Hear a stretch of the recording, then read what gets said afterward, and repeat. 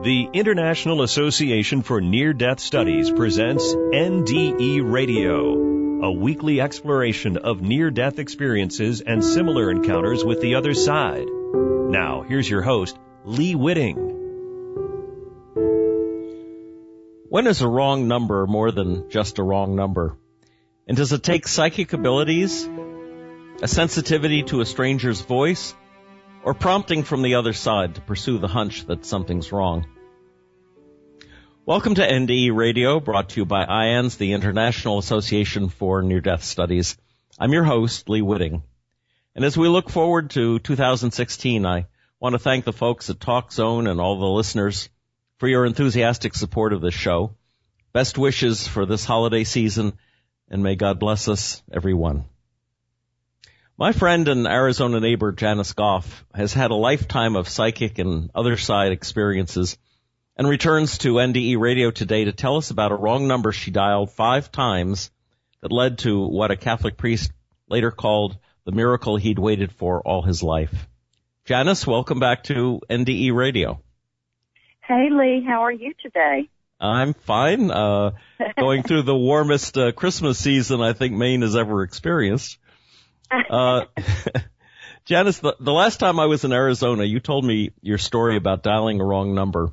It's not the story of a near-death experience per se, but it sure raises questions and teaches a lesson as powerfully as a near-death experience story might. So I said right then and there that you had to share it with our listeners.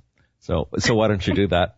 And I think you brought up the point that this experience is probably really, really important because it reminds us that in our daily life, subtle things happen, and if we don't catch them, lives can be changed drastically. So I was younger, and I had needed to call into work. My son was sick, and I was going to stay home. So anyway, I called the wrong number. And I knew it when this lady answered, and I said, I've called the wrong number. Thank you for answering. And she said, that's okay, and hung up. Well, I sat there for a second and realized there was something in her voice. It was subtle, but there was something there. And I'm eccentric enough to say, okay, I want to know if she's okay. And I let my fingers kind of find the number that I might have called, thinking I might have, be calling another wrong number. Mm-hmm. But she did answer. I got the right one. And, I told her, who I was and, that I just called the wrong number, and she hung up on me. I ended up calling her back 5 times. And during that time, some of those calls, she hung up again, this sort of thing. And finally, I was able to ask her, are you okay? Can I call somebody for you? And she started telling me bits and pieces of stuff during each call. She didn't have any family. She didn't have anything to live for. Clearly, she was drugged or something, she had taken something. Mm-hmm. One of the calls, actually 2 of the calls, the phone hits the floor, and a dial tone comes on, and I was really startled by each one of those calls, so I just continued to call her back, okay? And each time I would ask her something wrong. I would just pull something out of the air to try to figure out how to get information, who this woman is and where's she at, and, just some information where I could figure out how to get her some help. So I asked her about, the Baptist church, and no, she wasn't Baptist. She was Catholic, and just lots of different things. On one call, I just, called her Mary, and she corrected me and told me that, this is Elizabeth. And so I'm writing all this stuff down as I'm asking her questions, and she's correcting me with the right information. So finally, she was so weak that she couldn't talk to me anymore, and the phone hit the floor for the last time. And before that, she said she was just down to a whisper. You know, she told me, she said, you'll be the last person to hear my voice. And I said, I'm okay with that. I'll just stay here till you're not. So why don't you tell me about your house or, you know, some different stuff like that. Anyway, eventually the phone went silent, and I panicked and hung up and called the Catholic Church that was closest to me in my part of the world. Had no idea if it was the right Catholic Church or not. A nun answered the phone, and I told her quickly all the information, bits and pieces that I had, and that was back in the days of no cell phone, and we had just a regular phone, and she laid the phone down on the desk, and I heard it go clunk, and, you know, and she was gone for a little while, and I'm thinking, my gosh, is she praying or what? I mean, you know, I need some help pretty quickly here. And she came back and said, yeah, we do know her. We know where she lives. We'll call 911, but she said, I don't have a priest here that can go. He's at a conference till tomorrow. And then I heard in the background, what are you doing here? You're not supposed to be back till tomorrow. Elizabeth is dying. And I heard a man's voice say, I'll go over there right now. And I just thought, wow, because I had already started crying, thinking, you know, we're not going to get any help for her. So I didn't hear anything else. I prayed for her all that day, had her in my thoughts and my heart. And, you know, anyway, a few weeks later, I got a phone call, and it was the same sister or the nun from the church, and she wanted to know if I could come down and talk to the priest, the father there. And so I did.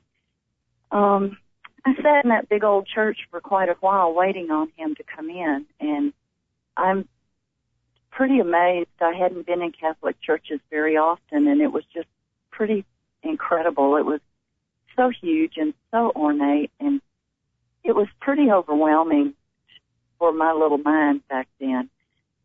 He finally came in, and we began to talk. All I really wanted to know was if she lived or if she died.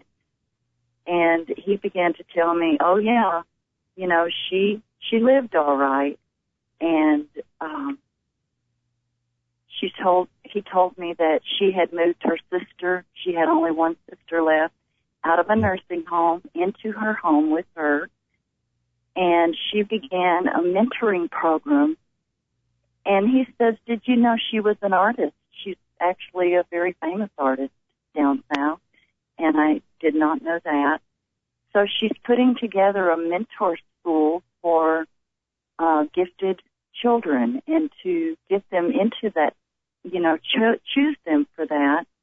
She was volunteering at preschools and grade schools to identify gifted children, gifted artists, and was working with other artists to put this program together.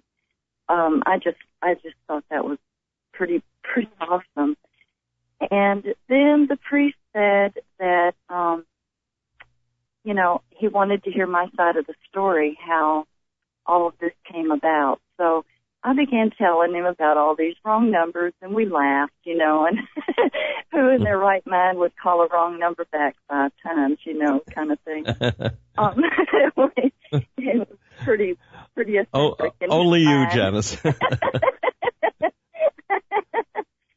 So he began to tell me his side of the story. I would say that this priest was in his 70s, and he told me that when he was very young, he lived in Italy, and he was being mentored to be a priest by another priest who was very old. And his mentoring priest had been given a long rosary by his mentoring priest. It's almost like talking great-great-grandfather stuff going on. Mm-hmm.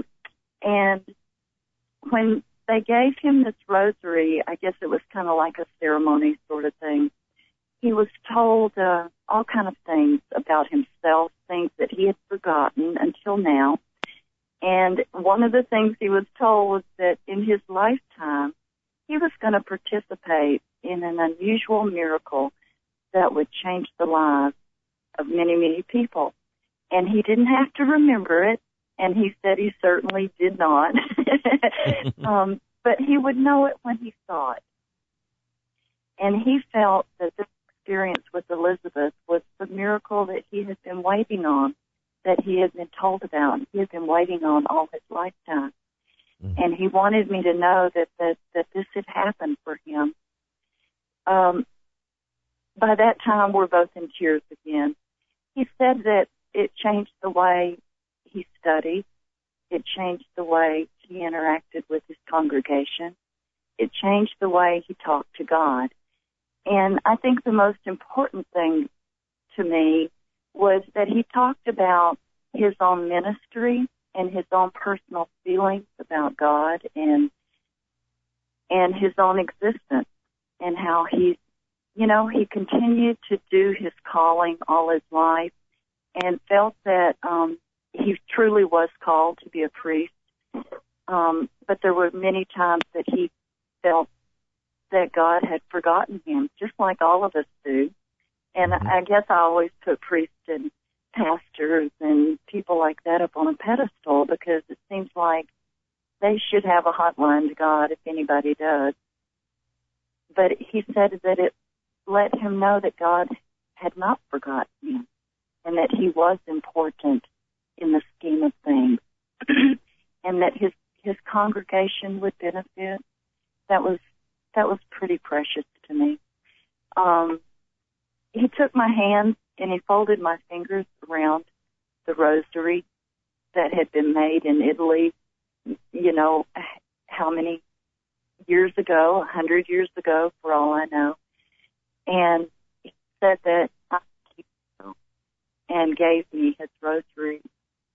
Wow. And he asked me if I had that James Christmas movie. I couldn't bring it up in time or read that book, and that was that, is it The Wonderful Life, Lee? Was that the name of that James Stewart Christmas movie? It's It's a Wonderful Life. Yeah, it's real old. And it's a beautiful film. It really is. It's very, it's done very well to get the point across. Mm-hmm. And he reminded me that each one of us really has no idea what the world would look like if we weren't in it. And if that wrong number had not been called, she would have died. Those prodigy children wouldn't have been supported in the way that she would love them. He would have missed his prophecy, and he would have continued to minister in the sameness and live in the sameness that he always had. So, it's really interesting to me how just subtle little things happen in our life. And if we're not, I call myself an opportunist because I work really hard at being aware. But if we aren't aware a little bit, we can miss some pretty grand opportunities to make our own life valuable. Because I too question my life on this earth and why I'm here and, all of those kind of things. And then these little things pop up like this that continue to show me that, I may not be special, Lee, but I am valuable, and I do serve a purpose in the grand scheme. But I always kind of think there's this thing in the back of my mind, and I've heard other people mention this too. Well, if I don't do it, somebody else will.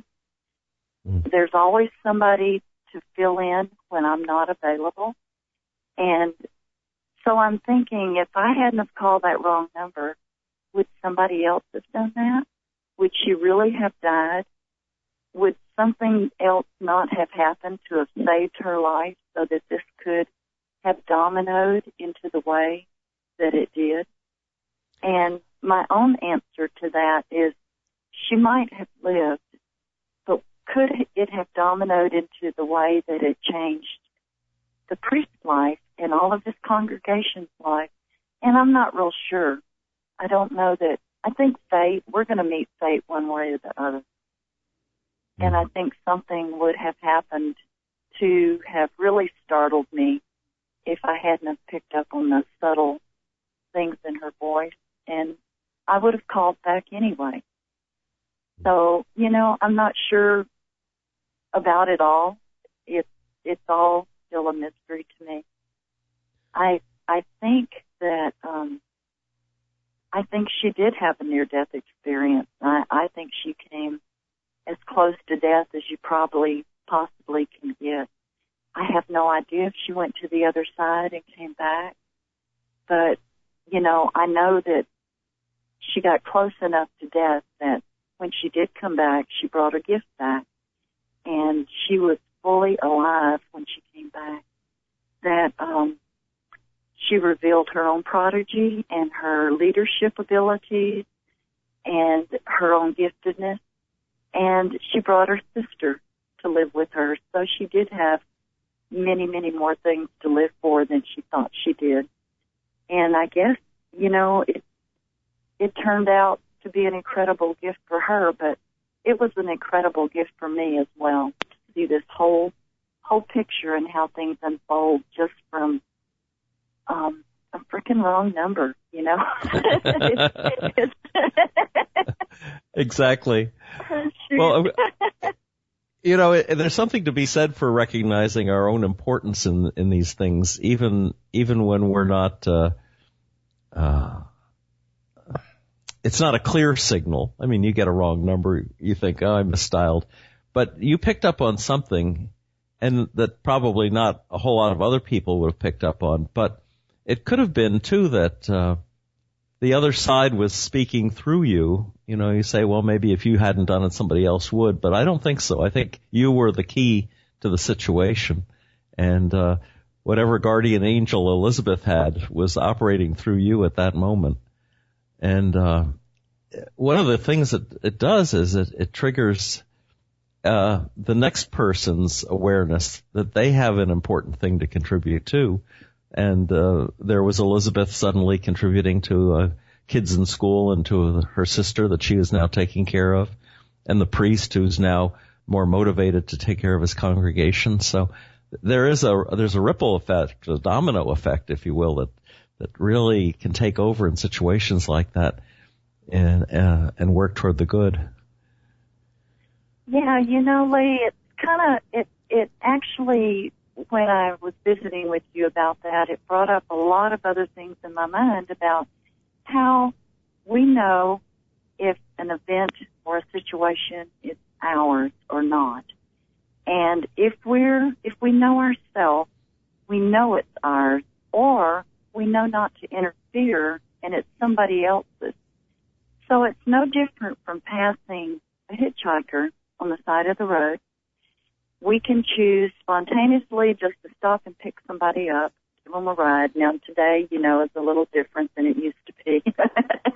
A little riskier maybe in some minds, but we know we can know, let me put it that way, if that person to pick up is ours. And if it's not, we know that they're taken care of somehow, some way. They are going to be taken care of. They're on their own fate journey. And somebody else it's their miracle to experience, and it's their event to participate in. So we don't have to, run the archetype of Jesus Christ as the Savior for everything in the world. We just need to know what's ours and be sensitive to what's mine to participate in, and not try to grab everything, because that ends up making us a martyr, and we literally do use ourselves up. But we've only got time for so many quality things in our life. So that's already set up if we will get to know ourselves and know how the energies and the universe works, and God, how all of these things work through our own body and mind. You said something a little earlier that the priest told you that each one of us really has no idea what the world would look like if we had not been born. And one of the strengths of Christianity, and I probably wouldn't bring this up except that it's practically Christmas time, is that one of the things that Christians and non-Christians honor Jesus for is the fact that if he was from God or is God, that God allowed himself to be born into the world, because it may be that even God had no idea what the world was like, having not lived it as a human being. And so we think of that as the humanizing of God, basically. And then there's all this confusion about whether Jesus was God or Jesus was man or Jesus was both. But what it did was it made it possible for us to relate and for God to relate to the world, as your priest friend had said. You know, he talked to me about availability, and being available means that if there is something that I'm supposed to do today, it happen. It's already manifested. It's already happened. And so he kept talking about the point that, basically when I picked up on her subtle voice that something was wrong, I had already made the decision that I was available. And I think that each one of us has that choice to make. We can be a hermit. We can close ourselves in. We can, not be social. We can not be a lot of things. But if we say yes, I will be available today to do some work, and to do some work that's beyond my normal daily office work and all of that sort of thing. That means that I will participate in somebody else's life that can encourage and support them, and it ends up being in an incredible way. We don't even know. So all we have to do is say yes. I will be available today. Now, there's still time left in the show, and I was thinking, we get these signs and symbols in our lives, and I talked to you the other day, and you reported that you'd seen something strange in the sky. Right over our neighboring houses. And so perhaps it was meant, since you were meant to be on the show, maybe it was meant that you should tell the audience about that. That was still pretty incredible, Lee. It's just so freaking big. It was like I can't hardly believe it was actually real. So one of my dogs, I have 4, got me up in the middle of the night, which this particular Australian Shepherd never does. And it was 3 o'clock in the morning. I took her out. I took all the dogs out to go water, and I walked out to the street and turned around and come back to the house. And I look at the stars in the sky all the time. It was so clear. And all the stars, the Big Dipper was massive. It was right over the house. It was huge. And I turned to walk back to the house, and all of a sudden there's this blackness over the house that blocked out all the stars. And I am standing there looking around thinking, my gosh, did a cloud blow in? And because my brain couldn't figure it out. And I saw that it was moving and stars began to show up. But this was so hugely, it blocked out the whole frickin' sky, everything above the houses. And then I began to see, as it was moving, a shape at the back end. It was so huge I couldn't see the front end. It was massive. And that's all my brain could think of is, my God, this is huge. And then I began to see it move more, and it went over the top of your house. And then I began to see all the stars, and then poof, it was gone. It just poof, it was gone. I just stood there with my mouth open. It was like, oh my goodness. I ran in the house and told Kenny, I said, are you awake? Are you awake? And told him what I saw. He jumped up out of bed, grabbed a flashlight, ran outside and said, let's signal them. And I said, no, I've got too much stuff to do. I can't disappear. Because these things are known, for making people go away. That's right. And he's no, let's beam me up, Scotty, And you said you noticed the back end of it was rounded? Yeah, but it wasn't like a big round something. It was more oblong, like I could see an oblong round shape to it. But it was so big that I couldn't tell how big it was. It covered everything in the sky. Did it seem to be very low to the ground? Did it seem to be low to the ground? It seemed to be right over the house. I mean, it was so big. It was. That's all I keep saying is this was so big. It was low. And tell us what Kenny said about the Hopi. Oh, he said the Hopi, must be up there doing their thing, calling out again. And that was a reference to the Phoenix Lights sighting, right? When the Hopi were having a big powwow, I guess, or meditation. Grandfather Martin and three of the other elders, and Grandfather Martin told me this. He said that he and three other elders were sitting naked down in the desert down south of Phoenix doing ceremony, talking to the Aborigines when the Phoenix Lights came.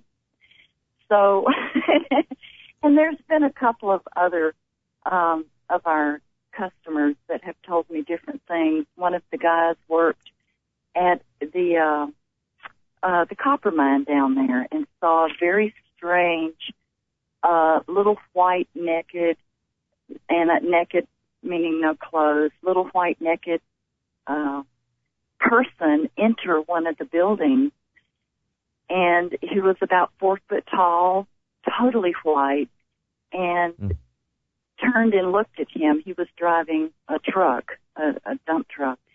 Anyway, when he looked at him, he said that his mind went kind of crazy. He ended up driving his truck off the ledge of one of the big banks and get injured, but he wasn't right. They had to send him home, and he couldn't work anymore. And that night is when the Phoenix Lights happened.